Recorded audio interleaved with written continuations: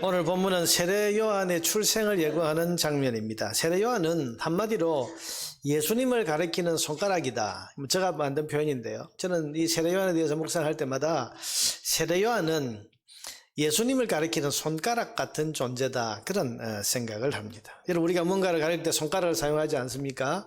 이것이 마이크입니다. 이것이 성경입니다. 이것이 컵입니다. 이분은 우리 아버지입니다. 여러분, 이렇게 이제 손으로 표시를 하고 손가락으로 표시를 하는데, 세례 요한이 와서 했던 가장 중요한 사명이 뭔가 하면 이 세상을 구원하실 메시아가 누구냐? 바로 이분이시다 하고 예수님을 가리켜서 예수님을 세상의 구원자로 세상에 알린 사람이 바로 세례 요한입니다. 그런 점에서 세례 요한은 예수님을 세상에 알린 손가락과 같은 그런 존재다, 그렇게 말할 수가 있습니다. 보세요. 창조주 하나님께서는 메시아를 보내겠다는 약속을 태초부터 해주셨습니다. 창세기 3장 15절에 여자의 후손을 보내겠다. 사람들이 그게 무슨 말인지 잘 몰랐습니다. 그렇지만 우리를 죄에서 구원하시고 심판해서 이 쫓겨난 낙원을 다시 회복시켜 주실 그런 메시아를 하나님 보내시겠구나, 그 정도로만 생각을 했습니다. 하나님 보내신다는 약속이 있었는데 도대체 그분이 누구실까 궁금했습니다. 그런데 하나님께서는 선지자들을 세우셔가지고 시대마다 조금씩 그 선지자, 그 메시아가 누군지를 밝혀주십니다. 이를테면 다윗의 자손으로 온다. 그 메시아는 유대 땅 베들레헴에서 태어나신다. 그 메시아는 동정녀 처녀의 몸에서 태어나실 것이다. 여러분, 점진적으로 하나씩 하나님께서 선지자를 통해서 메시아에 대한 비밀을 풀어주시고 밝혀주셨습니다. 그러다가 마침내 그 약속하신 메시아가 동정녀의 몸에서 태어나셨습니다. 그분이 누구십니까? 바로 우리 주 예수 그리스도이신 것을 믿으시기 바랍니다. 그런데 그 예수님이 이렇게 동정녀의 몸에서 태어나시고 하나님이 약속하신 그대로 이 땅에 오셨는데도 불구하고 사람들은 이분을 메시아로 알지 못했습니다. 요한복음 1장 5절에 보니까 빛이 어둠에 빛이 돼 어둠이 깨닫지 못하더라. 분명히 예수님이 오셨는데 이분이 메시아, 하나님이 약속하신 그분이라는 것을 사람들이 알지를 못하는 겁니다. 여러분, 그래서 하나님께서 어떻게 하셨습니까? 이 예수님이 바로 하나님이 보내신 구원자 메시아라는 사실을 알려주고 소개해줄 사람을 보내셨는데 그가 누군가 하면 바로 세례 요한입니다. 요한복음 1장 6절에서 12절에 보면 그 내용이 나와 있습니다. 하나님께로부터 보내심을 받은 사람이 있으니 그의 이름은 요한이라. 그가 증언하러 왔으니 곧 빛이신 예수님에 대해서 증언을 하고 모든 사람이 자기로 말미암아 믿게 하려 예수님을 믿을 수 있도록 하기 위해서 세례 요한이 왔다. 그는 이 빛이 아니요, 세례 요한이 여러분 위대한 사역을 했지만 그는 빛이 아닙니다. 이 빛에 대해서 증언하러 온 자라. 9절에 참빛 곧 세상에 와서 각 사람에게 비추는 참빛이 있었나니 그가 세상에 계셨고 세상은 그로 말미암아 지은 바 되었으되 세상이 그를 알지 못했고 뿐만 아니라 자기 땅에 오셨는데도 불구하고 자기 백성이 영접하지 아니했다. 이분을 영접하기만 하면, 다른 말로 하면 그 이름을 믿기만 하면 하나님의 자녀가 되는 권세를 하나님이 주셨는데도 불구하고 사람들은 이분을 영접하지 아니했다. 누군지를 몰랐다. 깨닫지 못했다. 이렇게 요한복음 1장이 기록하고 있는 것입니다. 1장 15절에 보니까 요한이 그에 대하여 증언하여 외쳐 이르되, 드디어 이제 요한이 증언한 것이 나옵니다. 뭐라고 합니까? 내가 전에 말하기를 내 뒤에 오시는 이가 나보다 앞선 것은, 무슨 말인가 하면 요한이 이제 예수님을 소개하기 전에 내 뒤에 누군가가 오실 건데 이분은 내 뒤에 오시는 분이긴 하지만 나보다 앞서 있는 분이다. 나보다 먼저 계신 분이었다. 하나님이셨다. 이렇게 말하고, 이렇게 내가 말한 것이 이 사람을 가리킵니다 하면서 예수님을 가리켜서 바로 내가 오시리라고 했던 그분을 소개할 테니 보라, 바로 이분이다. 그래서 1장 29절에 보면 요한이 요단강에 세례받으러 오시는 예수님이 사람들 앞에 등장했을 때 드디어 이렇게 외칩니다. 다 같이 읽어봅시다. 이튿날 요한이 예수께서 자기에게 나오심을 보고 이르되, 보라, 세상 죄를 지고 가는 하나님의 어린 양이로다. 여러분, 이 선언이 굉장히 중요한 선언이에요. 저는 이게 구약 성경의 종결이라고 저는 생각합니다. 여러분, 구약 성경이 뭡니까? 구약 성경의 모든 내용은 하나님이 우리를 위한 구원자를 보내어 주신다고 하는 것이 구약 성경 39권의 내용입니다. 아까 말했듯이 여러분 창세기 3장 15절 여자의 후손을 보내겠다는 말씀에서부터 아브라함의 후손으로 보내겠다. 다윗의 후손으로 보내겠다. 베들레헴에서 태어날 것이다. 그리고 동정녀의 몸에서 태어날 것이다. 하나님께서 수많은 선지자들의 수많은 예언을 통해서 하나님은 반드시 우리를 죄와 죽음에서 건져낼 메시아, 구원자를 보내어 주실 것이라는 약속을 담아 있는 것이 구약 성경입니다. 그런데 그 약속대로 예수님이 이 땅에 오셨는데 그분을 앞에 두고서 세례요한이 지금 뭐라고 그랬습니까? 보라, 세상 죄를 지고 가는 하나님의 어린 양이시다. 오셨다. 그러니 여러분, 구약 39권의 모든 내용을 지금 종결하면서 말하는 것이 바로 세례요한의 이 증언인 겁니다. 세례요한이 뭐라고 해요? 저는 손가락이라고 표현해요. 하나님의 손가락. 예수님 누군지를 가리키는 세상 모든 사람들에게 바로 이분이다. 이분이다. 구약 성경을 종결하면서 바로 구약에 예언된 그 수많은 메시아의 예언을 그대로 가지고 이 땅에 약속대로 오신 분이 이 예수님이시다. 이게 세례요한이 지금 하고 있는 이 선언인 겁니다. 그래서 여러분, 세례요한을 가리켜서 학자들은 마지막 선지자, 마지막 예언자라고 부릅니다. 선지자들, 예언자들은 그 선지자들의 예언의 내용이 뭡니까? 메시아가 이 땅에 오신다. 근데 여러분, 그 메시아가 오신다는 그 수많은 예언들이 드디어 성취되었다. 이걸 마지막으로 딱 선언하고 손가락으로 가르친 사람이 세례요한이니까 이 세례요한을 마지막 선지자, 마지막 예언자 이렇게 부를 수 있는 것입니다. 근데 여러분, 아울러서 이 세례요한은 신약 성경의 시작이라고도 할 수 있습니다. 무슨 뜻인가? 여러분, 신약 성경의 내용은 뭐죠? 아까 우리 구약을 이야기했는데 구약은 메시아가 오신다. 그분이 예수님이시다. 자, 메시아가 오신다. 그걸 이제 예언한 것이 구약 성경인데, 그럼 신약 성경의 내용은 뭡니까? 구약에 예언되었던 그 메시아가 오셨다. 그런데 그분이 누구시냐? 바로 나사렛 예수 그리스도이시다. 그리고 이분을 믿으면 하나님이 약속하신 죄와 사망에서 구원받는 하나님의 자녀가 된다. 구원받는다. 여러분, 이게 신약의 핵심입니다. 여러분, 요한복음 1장 12절, 영접하는 자 곧 그 이름을 믿는 자들에게는 하나님의 자녀가 되는 권세를 주셨다고 했고, 요한복음 3장 16절을 보니까 하나님이 세상을 이처럼 사랑하사 독생자를 주셨으니 이는 그를 믿는 자마다 멸망하지 않고 영생을 얻게 하려 하심이라고 했고, 사도행전 16장 31절을 보니까 드디어 이렇게 선언합니다. 같이 읽읍시다. 이르되 주 예수를 믿으라. 그리하면 너와 내 집이 구원을 받으리라 하고. 구약에 예언되어 있는 메시아가 드디어 오셨다. 그분이 바로 예수님이시고 이 예수님을 믿어라. 그리하면 너와 내 집이 구원을 받는다. 하나님의 자녀가 되고 멸망하지 않고 영생에 이르게 된다. 이게 여러분 신약의 핵심이고 신약의 메시지입니다. 여러분, 이걸 지금 최초로 전하고 알린 것이 누굽니까? 세례요한입니다. 그러니 세례요한은 신약 성경의 시작이라고도 할 수 있는 거예요. 자, 여러분, 오늘 교회가 전해야 될 복음이 바로 이것입니다. 우리 교회는 온 세상에 구원의 복음을 전하기 위해서 이 땅에 하나님이 만드신 것인데, 이 교회가 전해야 될 복음의 내용이 뭡니까? 온 세상을 구원할 메시아가 이미 오셨다. 그리고 그분이 바로 예수 그리스도이시다. 그러므로 이 예수를 믿고 죄와 죽음에서부터, 인간의 모든 인생의 고통에서부터 구원을 받아서 하나님의 자녀가 되고 하나님이 주시는 구원과 영생의 복을 누리라. 여러분, 이것이 교회가 온 세상에 대해서 전해야 될 복음의 내용인 것입니다. 여러분, 이 메시지를 전하는 것이 교회의 존재 목적입니다. 교회와 또한 우리 온 성도들이 주님 오실 때까지 세상에 전하고 또 전해야 될 복음의 메시지가 바로 이 내용입니다. 여러분, 이 사명에 더욱더 최선을 다하는 우리 교회와 저와 여러분 되기를 주의 이름으로 축원합니다. 이제 크리스마스 시즌에 접어들었습니다. 12월이 되면서 우리 교회도 단장을 했습니다. 성탄 장식이 있고 또 우리 성탄 배경 우리 이제 배너를 여기 붙여 놓았고 성탄 시즌이 되었습니다. 여러분, 이 메시아, 이 크리스마스가 무슨 날입니까? 크리스마스는 여러분 이 메시지를 전하는 날입니다. 예수 그리스도가 오셨다. 이분이 누구시냐? 하나님께서 우리를 구원하러 이 땅에 보내신 메시아이시다. 이 예수님을 믿고 구원과 영생의 복을 받으라. 여러분, 이렇게 세상을 향해서 이 메시지를 전하는 날이 바로 크리스마스 성탄절입니다.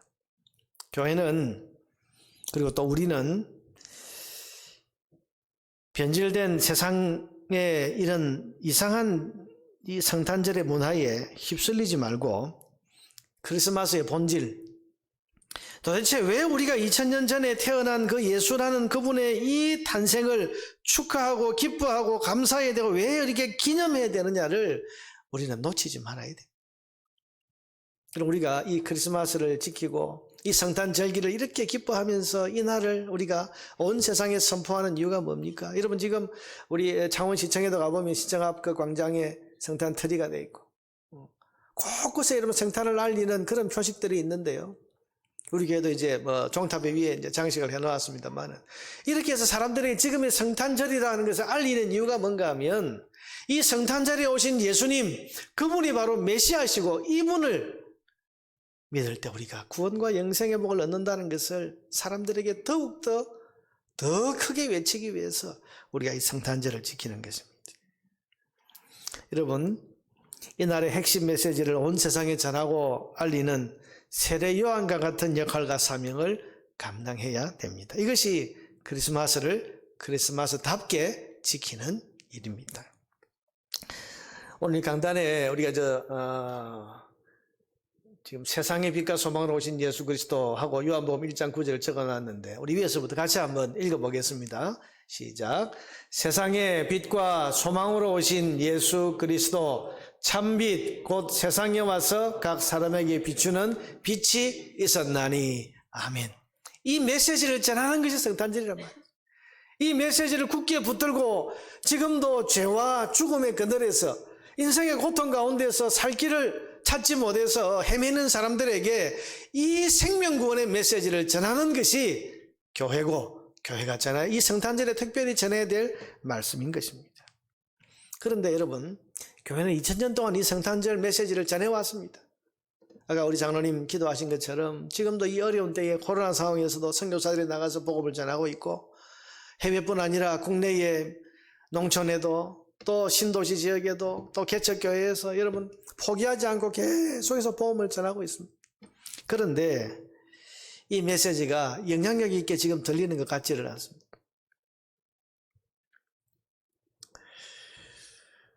지금 우리의 현실을 보면 교회가 성탄절이 그야말로 예수님이 메시아이신 것을 증거하고 이분을 믿을 때에 생명과 구원과 인생의 모든 고통에서부터 해방되고 구원받는 이런 은혜를 누린다고 그런 메시지를 전해도 사람들에게 그렇게 영향력 있게 들리지 않는 것 같습니다.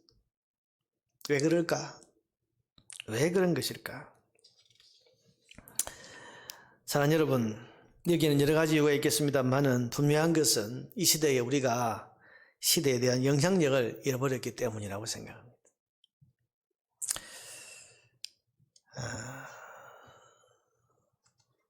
지금 미국에서는 성탄절에 메리 크리스마스라는 말을 더 이상 공식적으로 쓰지 않습니다. 지금은 해피 할리데이라고 해서 즐거운 휴일 이렇게 지금 쓰고 있습니다. 여러분, 우리도 지금 스타벅스 커피점이 곳곳에 들어와 있는데 이렇게 가보면 메리 크리스마스라고 되어 있지 않습니다. 장식은 해놓았는데 해피 할리데이, 즐거운 휴일 그렇게 되어 있습니다. 이게 왜 이렇게 됐냐? 크리스마스라는 말은 말 그대로 그리스도 메스 뭐 이래가지고 이게 여러분 크리스마스라고 할 때 X라고 썼는데 X가 아니고 이게 그 헬라어의 그리스도의 첫자입니다. 크시라고 해서 그리스도의 첫자인데 그냥 그걸 이제 줄여서 엑스마스라고 하는데 엑스마스로 읽으면 안 되고 크리스마스라고 읽어야 되는 게 맞습니다.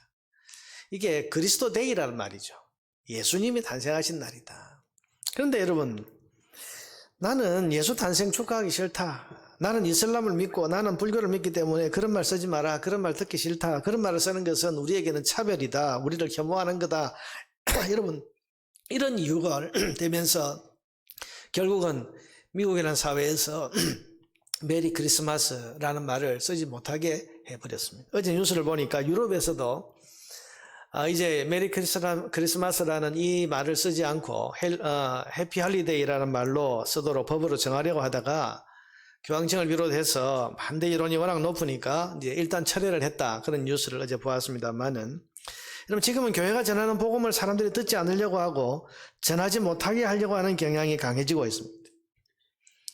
지난 주말에도 제가 서울에 모임에서 갔다가 서울시청 앞을 지나는데 함께 차에 탔던 목사님, 이분 서울 분이신데 올해는 십자가를 달아놓았네 이러더라고요. 서울시청 앞 광장에 여러분 그 성탄 트리, 대형 트리를 했는데 작년까지는 거기 십자가를 못 달게 했습니다. 십자가는 사람들에게 혐오감을 주기 때문에 거기에 특정 종교를 이렇게 표방하는 그런 혐오감을 주는 그런 표식을 할 수 없다. 그래서 별을 달아라.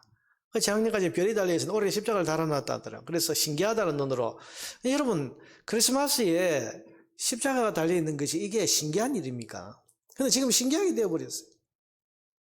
반대하는 사람들이 워낙 많고 거기에 대해서 문제 제기를 하거나 그거 보기 싫다, 그거 우리 앞에 치워라, 이렇게 말하는 여론들이 많기 때문입니다. 여러분 시대가 왜 이렇게 되어버렸는가? 여러 가지 이유가 있겠습니다만은 이 시대에 우리가 영향력을 잃어버렸기 때문이라고 생각합니다. 그럼 그 잃어버린 복음의 영향력과 힘을 다시 회복해야 되겠는데 어떻게 해야 되겠는가? 그럼 그것은 하나님께서 우리를 다시 써주시는 것밖에는 없습니다. 하나님이 우리를 써주셔야 우리가 힘이 생기고, 하나님이 우리를 사용하셔야 우리가 전하는 이 메시지에도 힘이 있고 능력이 나타나게 될 건데, 그동안 과연 우리 교회가, 우리 성도들이 하나님의 이 복된 메시지를 전할 만한 자격을 갖추었었던가, 우리가 그 자격을 잃어버린 것은 아닌가? 이런 메시지보다 더 중요한 것이 메신저 아닙니까? 어떤 말을 하느냐 보다도 더 중요한 것이 누가 말하느냐는 것인데, 그런 점에서 우리 교회가 이 시대의 영향력을 잃어버린 것에 대해서 우리는 회개하고 반성하고 하나님 앞에서 철저히 자신을 돌아봐야 할 것입니다. 그런데 여러분, 하나님께서 만약 우리를 다시 써주실 수 있다면, 하나님이 우리 교회를 들어서시고 우리 한 사람 한 사람들을 하나님이 써주신다면, 이 세례요한처럼 써주신다면 이런 복음도 힘이 있게 될 것이고, 하나님이 우리를 써주신다면 우리가 전하는 이 메시지도 더욱더 강하고 영향력 있게 사람들에게 들려서 이 복음으로 말미암아 수많은 사람들의 생명을 구원할 수 있지 않겠습니까? 그러니 하나님이 다시 우리를 써주시기를 우리가 소망하면서 그렇게 나아가야 하는데, 그러기 위해서는 우리가 어떻게 해야 할 것인가? 저는 이 세례요한을 소개하는 이 말씀, 특별히 15절 말씀을 보면서 우리가 이 세례요한과 같은 이런 삶으로 나아갈 때 하나님 우리를 다시 써주시겠다, 그런 마음에 소망과 확신을 가지게 됩니다. 첫째는 그가 주 앞에 큰 자가 되며 라고 했습니다. 여러분, 우리가 하나님의 쓰임을 다시 받기 위해서는요, 주님 앞에 큰 자가 되기를 힘써야 됩니다. 주님 앞에서 크다, 이 말은 하나님이 크게 여기신다, 하나님의 인정을 받는다, 그런 뜻입니다. 여러분, 코람데오라는 말을 아시죠? 라틴어로 하나님 앞에서라는 그런 뜻입니다. 하나님 면전에서. 여러분, 우리의 모든 삶이 사람 앞에서가 아니라 하나님 앞에서, 하나님 보시기에가 되어야 됩니다. 하나님 보시기에가 될 때, 그럴 때 하나님 앞에 인정을 받으면 하나님이 우리를 왜 써주시지 않겠습니까? 세례요한은 사람 앞에서 살지 않았습니다. 그는 광야에서 살았습니다. 그는 제사장 집안입니다. 여러분, 제사장 집안, 예루살렘 번성한 곳에서 잘 보장된 그런 환경에서 태어났지만 하나님의 그 지시를 받아서 어릴 때부터 광야로 갔습니다. 광야는 여러분 사람이 살지 않는 곳입니다. 오직 하나님과 자기만 있는 곳입니다. 거기서 여러분 누구를 의식하고 살았겠습니까? 오직 하나님만 의식하면서 하나님의 눈앞에서 살았습니다. 거기는 꾸밈도 있을 수 없고 가식도 있을 수 없습니다. 여러분, 어떻게 하나님과 나만 있는데 그 하나님 앞에서 꾸미고 감추고 이런 가식을 떨고 그렇게 할 수 있겠습니까? 가장 정직하고 가장 솔직한 모습 그대로가 하나님 앞에 드러나는 그 광야의 삶을 그가 살면서 그는 철저히 하나님 앞에 인정받는 그런 삶을 살게 됐던 것입니다. 여러분, 우리가 회복해야 될 것이 뭡니까? 하나님 앞에서 사는 것을 우리가 더욱더 힘써서 철저히 하는 일입니다. 여러분, 예배를 누구를 의식하며 드리십니까? 오직 하나님만 의식하고 하나님만 바라보면서 예배하시기를 바랍니다. 여러분, 기도를 누구를 의식하면서 기도하십니까? 누가 보면 기도하고 누가 보지 않으면 기도를 하지 않습니까? 오직 하나님만 바라보고 오직 내 기도 소리에 귀를 기울이시는 하나님만 의식하고 하나님 앞에서 기도하시기를 바랍니다. 그럴 때 우리가 하나님 앞에 인정받는 사람이 되고 하나님이 그럴 때 우리를 써주시지 않겠습니까? 복음의 전달자로. 여러분, 교회 생활, 사회 생활을 하나님 앞에서 하려고 노력하십시오. 요셉이 하나님 앞에서 살지 않았다면 금세 보디발의 아내의 유혹에 넘어갔을 겁니다. 아무도 안 보는데 어때? 이 집에 너와 나만 있는데 뭐 어때? 네가 내 말을 들어주면 내가 너의 노예 생활을 내가 앞으로 편안하게 보장해 줄게. 여러분, 노예로 끌려와서 짐승 같은 대우를 받는 요셉의 입장에서 이보다 더 큰 유혹이 있겠습니까? 자기를 알지 못하는 이 애굽 땅에서 내가 어떻게 산들 누가 알겠어? 누구나 다 짐승처럼 하찮게 여기는 이 노예의 신분의 삶을 이렇게 비참하게 살아가고 있는데 여기에 보장된 미래 편안한 삶을 보장해 준다고 하면 여러분, 이것보다 더 큰 유혹이 어디 있겠습니까? 그런데 요셉은 말합니다. 창세기 39장 9절에 보니까 이 여인의 유혹 앞에 한마디로 말하는데요. 여러분, 길게 말했지만 제일 끝에 한마디 이거죠. 내가 어찌 하나님께 죄를 지으리까? 내가 어찌 하나님께 죄를 지으리까? 무슨 말입니까? 요셉은 형들에게 팔려서 노예로 끌려오는 이 억울하고 누구한테 참 말할 수도 없는 이런 답답한 생활 속에 처해 있으면서도 하나님 앞에서 사는 삶을 포기하지 않은 겁니다. 하나님은 여전히 내 삶의 주인이시다. 그러니 내 삶의 미래는 주인집 여자 당신이 보장해 주는 것이 아니고 내 삶의 주권을 가지신 하나님이 보장해 주시는 거야.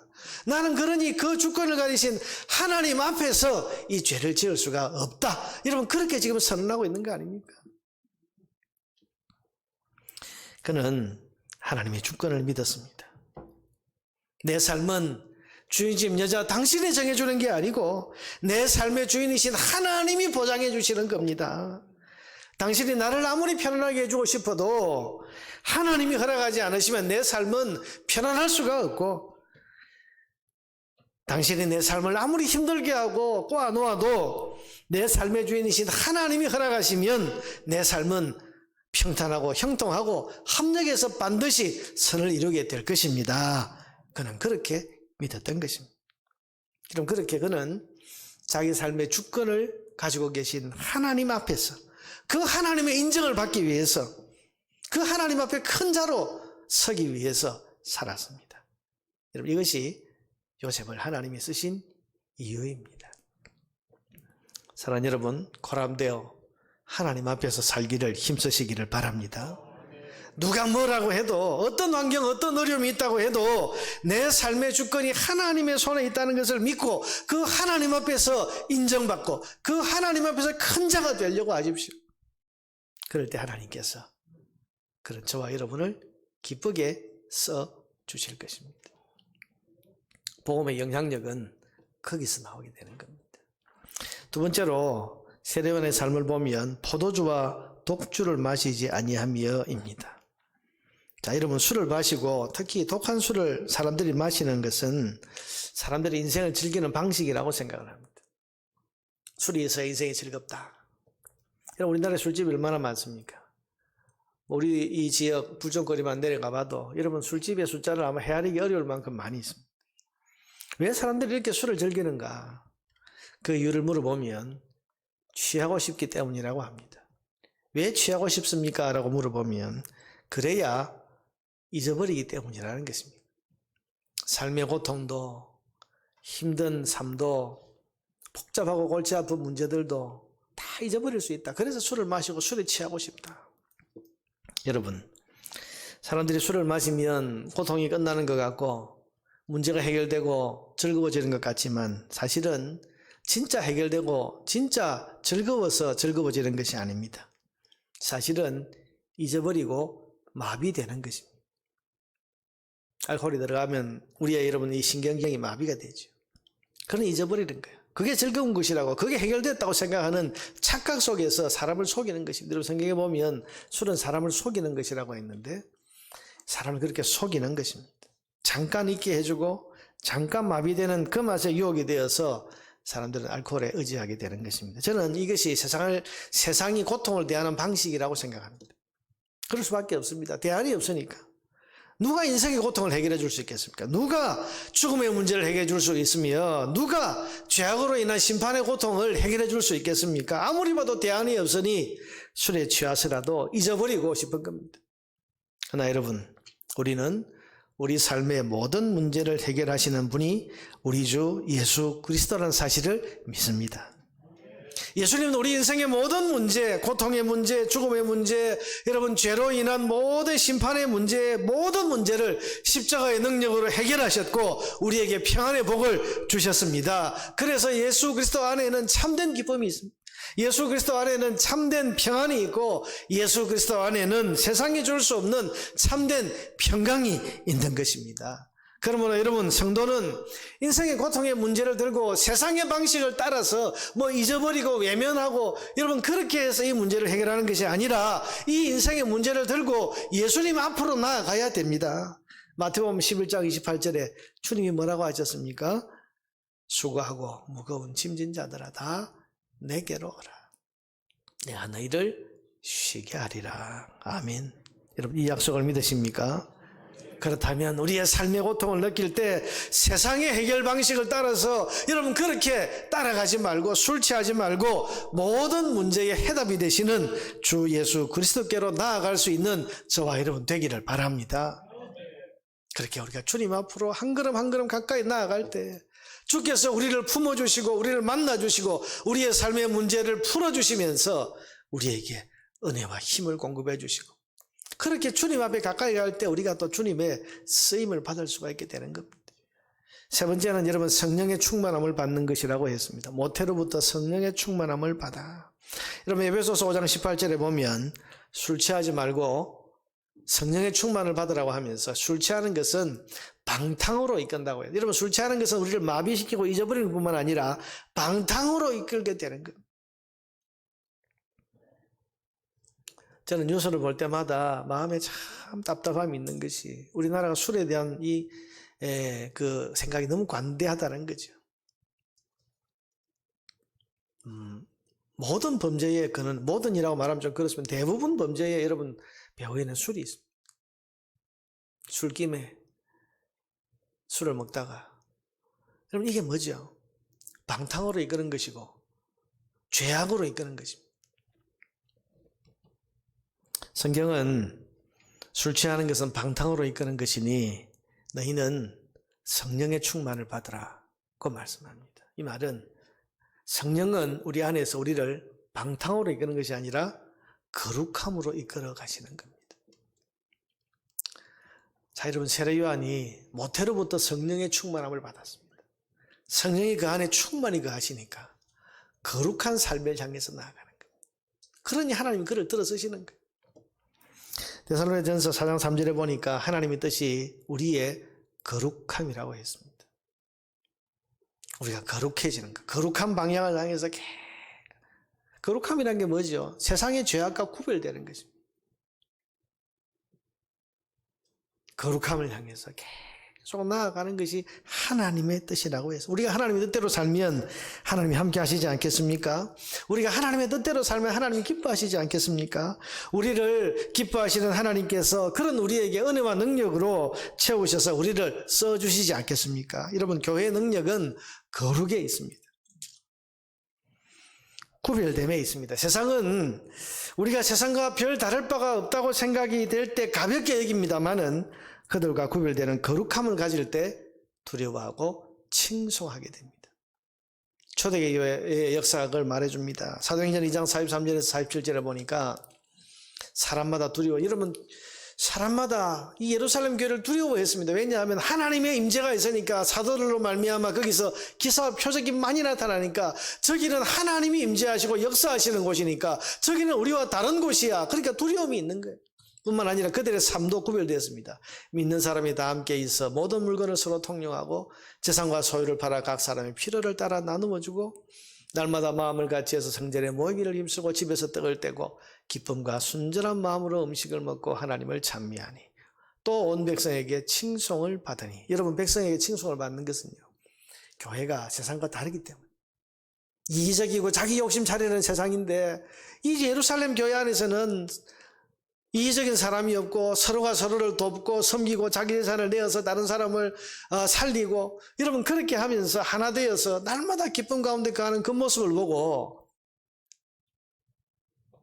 경건한 두려움과 함께 칭송이 일어나는 겁니다. 그래, 우리도 저렇게 살아야 되는데, 나는 저렇게 살지 못하지만 적어도 저렇게 살아야 되는데, 그러니 여러분, 경건한 두려움과 칭송이 일어나게 되는 것이고, 여러분, 이게 초대 예루살렘 교회의 복음 전파의 힘이 됐습니다. 여러분, 교회가 교회답지 못하면 그 교회가 전하는 복음이 무슨 힘이 있겠습니까? 그래서 여러분, 교회는, 또 우리 성도는 거룩함을 향해서 자꾸 나아가야 됩니다. 세상을 따라가고 세상을 닮아가려고 하지 말고 하나님의 성령의 충만함을 받아서 하나님 기뻐하시는 거룩함을 향해서 계속 나아가야 됩니다. 여러분, 성령의 충만을 위해서 기도하시기를 바랍니다.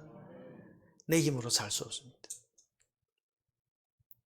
거룩함은요, 내 안에 있는 것이 아니기 때문에 성령의 충만함을 받고 성령께서 우리를 인도해 주셔야 우리가 거룩한 삶을 향해 나아갈 수 있게 됐습니다. 그러니 기도할 수밖에 없는 것입니다. 사랑하는 여러분, 거룩함을 위해 나아가기 위해서 날마다 성령의 충만함을 간구하며 기도할 수 있게 되기를 바랍니다. 우리는 잃어버린 복음의 영향력을 회복해야 되는데 그것은 하나님 우리를 써주시는 것밖에 없어요. 이 성탄절에 그래서 우리가 모든 인류를 죄와 사망에서 구원하실 예수 그리스도께서 메시아로 이 땅에 오셨다. 이 예수 그리스도를 믿을 때에 우리가 구원과 하나님의 모든 복을 받게 된다고 하는 것을 전파할 때, 여러분, 우리가 전하는 이 말씀이 힘이 있고 능력이 있어서 세상을 구원하는 하나님의 뜻을 이룰 수 있지 않겠습니까? 그러기 위해서 우리가 이 복음을 전할 수 있는 자들로 준비되어야 됩니다. 주 앞에서 큰 자가 되기를 힘쓰고 포도주와 독주를 멀리하고, 그래서 성령의 충만함을 받는 거룩함을 향해서 나아가는 이런 성도의 삶을 우리가 열심히 최선을 다해 살아갈 때 하나님께서 우리를 왜 써주시지 않겠습니까? 그럴 때 복음의 위대한 영향력이 우리를 통해서 나타나게 될 것입니다. 이 마지막 시대에 하나님이 쓰시는 교회, 하나님이 쓰시는 인생들이 다 될 수 있기를 주의 이름으로 축원합니다.